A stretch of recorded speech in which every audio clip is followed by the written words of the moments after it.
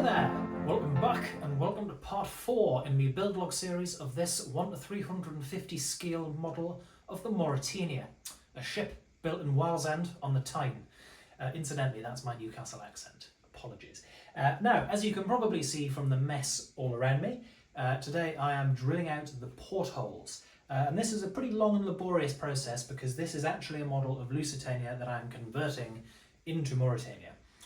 So before drilling anything, I've had to check the plans for Mauretania, check photos of existing models that I've managed to find, anything like that. And I've had to mark up the hull where Mauretania's portholes should be. Of course, there are some portholes marked here that I don't need, and there are some that I do, and there are also some portholes that I need which are missing entirely. So this is quite an involved, long-winded process. And of course, once I've actually drilled all these portholes out, there's going to be quite a lot of detail on the hull that I then need to fill with some sort of filler later on. So this is quite a long and laborious process. For it, I have been using this, which is my trusty hand drill. I am yet to be persuaded of the virtues of a metal drill when it comes to drilling at this sort of scale. To each their own, of course, but I would personally prefer to drill slowly and not have any sort of slippage or anything like that, which I think is much more likely with a powered electric drill.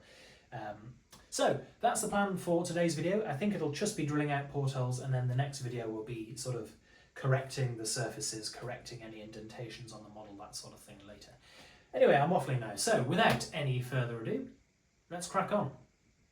Right, I've just started marking out portholes. Now this is going to be a fairly long-winded process for me, which may well not sort of come across to you, the viewer, because obviously this is a Lusitania hull.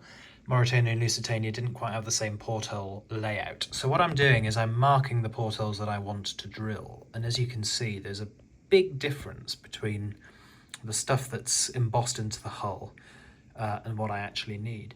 And you'll also notice that there's a difference in the position of the davits.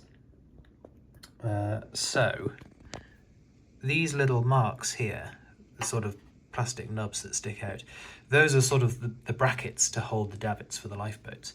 But if you look at Mauretania, you'll see that she has 3 lifeboats, then a small gap, and then a 4th lifeboat. Whereas if you look at Lusitania, she's got 4 lifeboats sort of sequentially behind each other. And they're actually slightly further, they start slightly further back. Mauretania's start much closer to the bridge. So I've had to sort of draw that up on my model as well. So you see that's the marking for the Lusitania's davits. This is where I've got Mauretania's davits starting here and then sequentially along like that. So quite a few changes and stuff here. What I'm going to do is I'm going to go a deck at a time, drill, and then move on to the next. Otherwise, I think there's just going to be far too much propensity for error to creep in. So there we go. I'm going to start drilling out these holes now. So here we are. This is one of the images I took of the model of Mauretania in the Discovery Museum, which incidentally is a fantastic museum. And if you're ever in the northeast of England, I would really recommend going. It's got a huge amount of history, not just about sort of shipping and stuff, but about the northeast generally. It's a really, really good museum, particularly if you've got kids. There's a lot of interactive stuff. I was thoroughly impressed. Anyway, so yeah, I took quite a lot of photos of this. Now you can only access the starboard side of the model because it's up against a wall, but I've sort of taken profile shots all the way along, as you can see. And I mean, I took multiple hundred photos. If anyone was watching me on the CCTV cameras, they must have thought I was a right weirdo. Anyway, be that as it may, I took many a photo. So that'll stand me in good stead. And I've been using this to help me out with porthole spacing.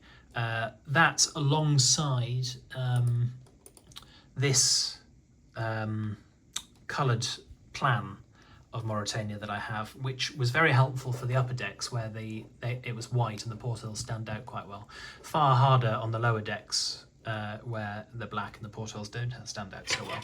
But one useful thing that it has highlighted is that one of the differences here is that all of the doors on Lusitania seem to have had a port on them. And as far as I can see, I don't think that was replicated on Mauretania. I'm pretty confident that the doors didn't have any ports on.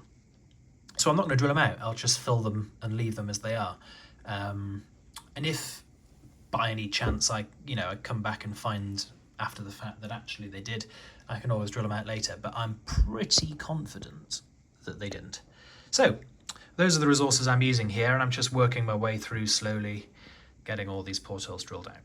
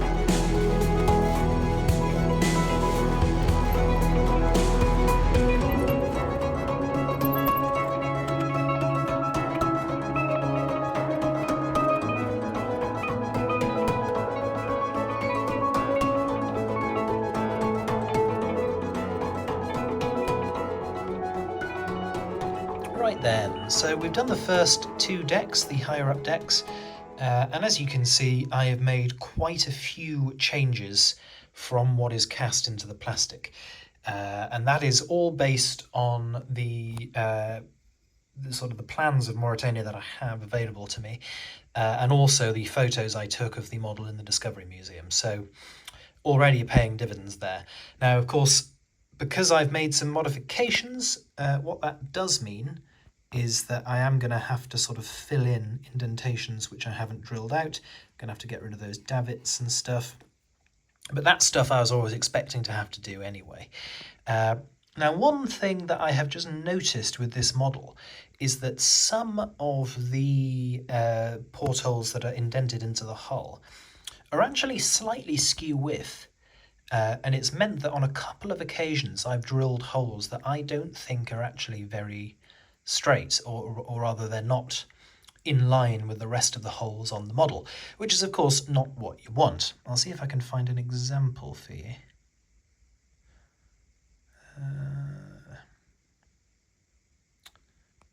I mean, I suppose if I'm struggling to find an example, that's probably good news, because it rather suggests that they're not that obvious. But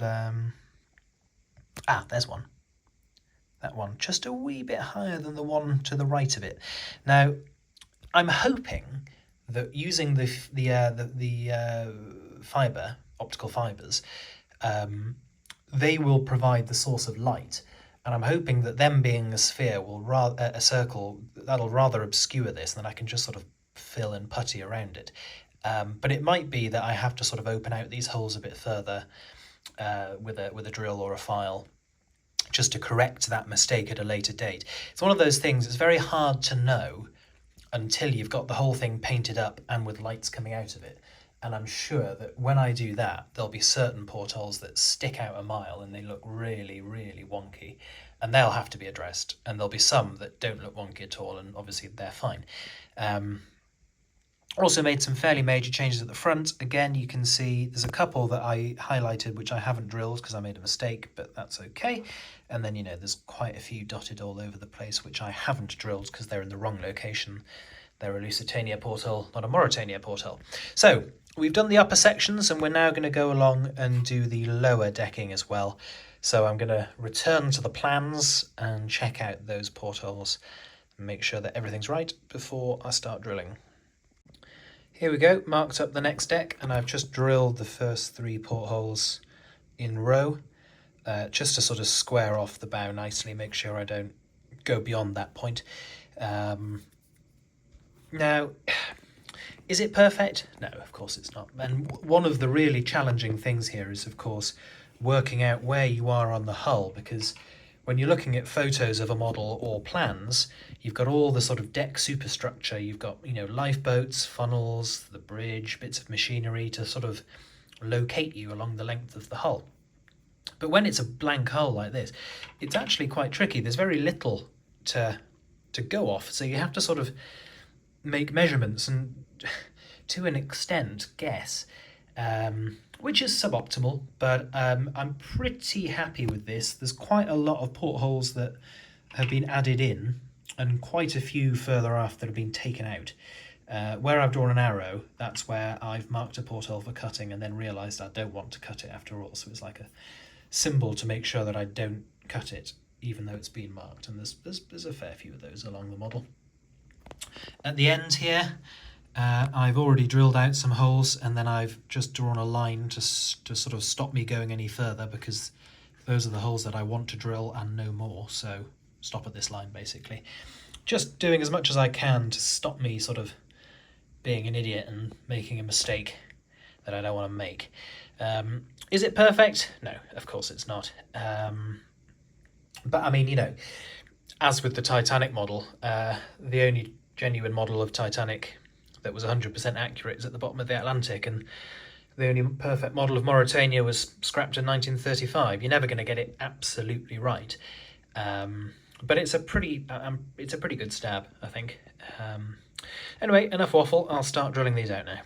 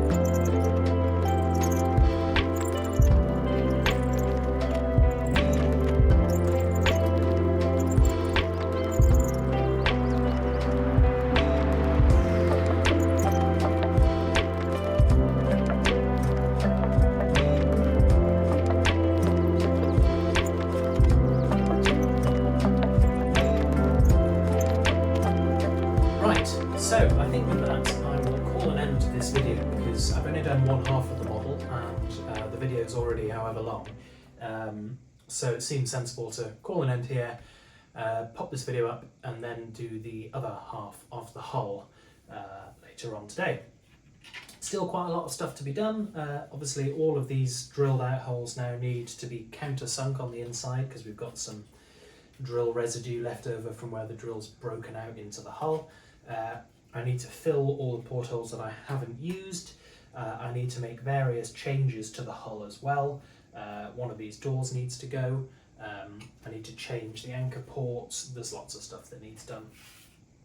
So once these are all drilled out, countersunk, and the hull has been sort of corrected, I'm going to bond the hull together.